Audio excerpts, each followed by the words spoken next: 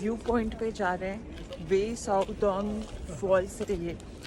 इसके रास्ते आप देखें,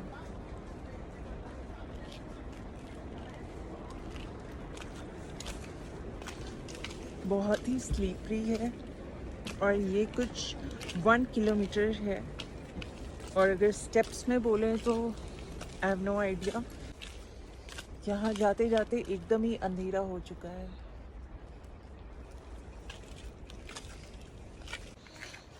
उतरने में तो इतना फील नहीं हो रहा, चढ़ने में आई नो वापस से बहुत फील होने वाली है। ये आप मेरे पीछे का व्यू देख सकते हो, ये रास्ते देख सकते हो। मेघालय में मैंने अलग अलग तरीके के स्टेप्स देखे, अब तक मैंने ऐसे टाइप के स्टेप्स तो नहीं देखे थे। मैं अभी कैमरा ऑफ कर रही हूँ बिकॉज़ ये रास्ता बहुत डिफ़िकल्ट है। ज़रा सी भी चूक हुई तो बहुत बड़ा कुछ भुगतान करना पड़ेगा।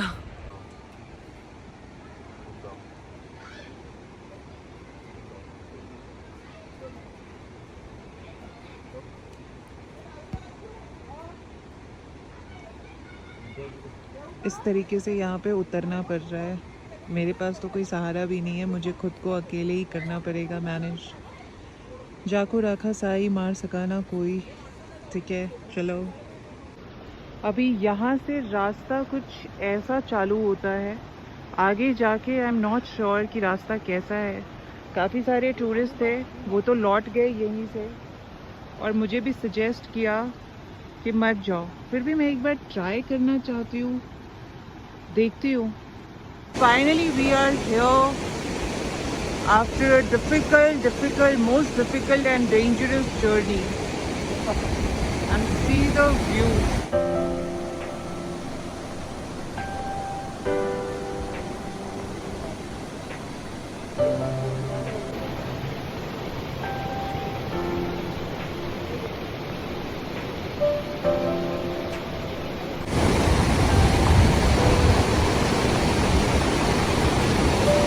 Someone is recording with drone and follow the drone.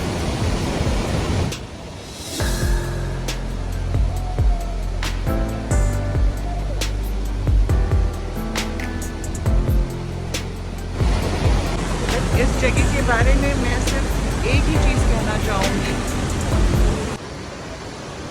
वापस से वही रास्ता, अब मेरी बारी है।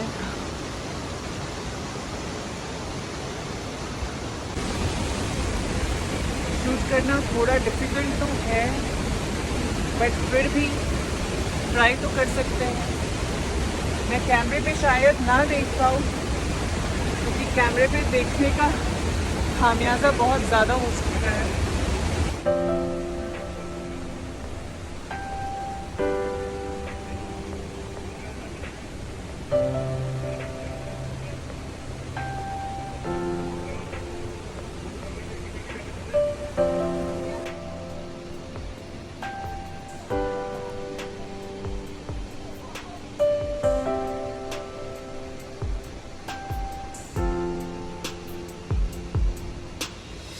Have to come all the way from there.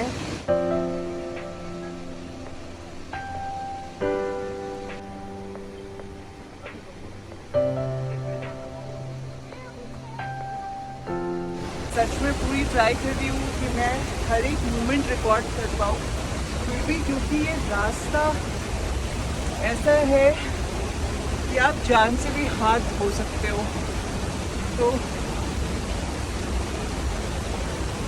मुझे वीडियोस के साथ खुद का भी ध्यान रखना होगा। Now third step and then fourth step.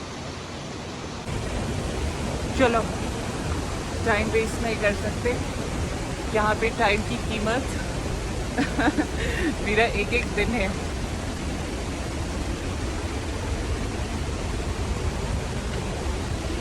मैंने एक गलती की है कि मैं लॉन्ग ड्रेस पहन के आई।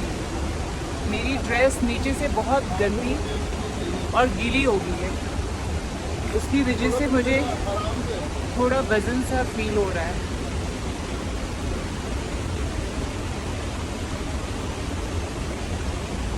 यहाँ पे चढ़ने या उतरने में बिल्कुल भी जल्दी ना करें, टाइम लेके चढ़ेगा।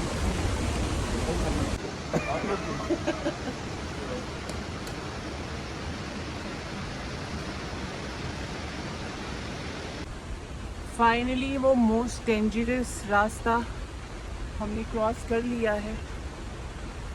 अब जो भी है वो प्लेन रास्ते हैं या स्टेप्स हैं, ऐसे वाले रास्ते नहीं है। One of the most difficult way to reach heaven. Let's गो।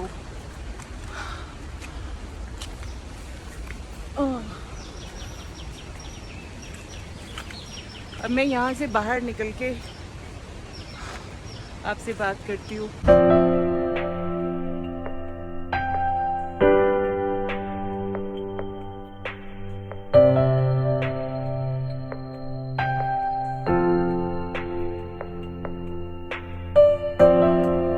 आसमान ज़मीन पे उतर गया है ऐसा लगता है।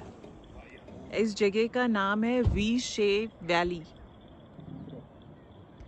मैंने पहले सोचा मैं यहाँ पे ना उतरूँ क्योंकि मैं बहुत थक गई थी, लेकिन ये जगह मिस करने जैसा नहीं है।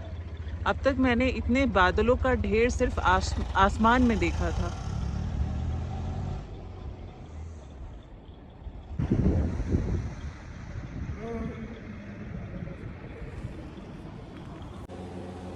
साढ़े 8 बजे मैं शिलोंग पहुंची हूँ और 9:30 तक मैं इस होटल में पहुंची हूँ।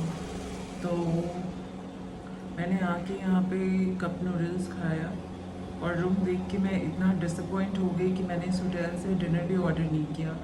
इस रूम का मुझे पर डे का चार्ज आ रहा है 1200 रुपीज़।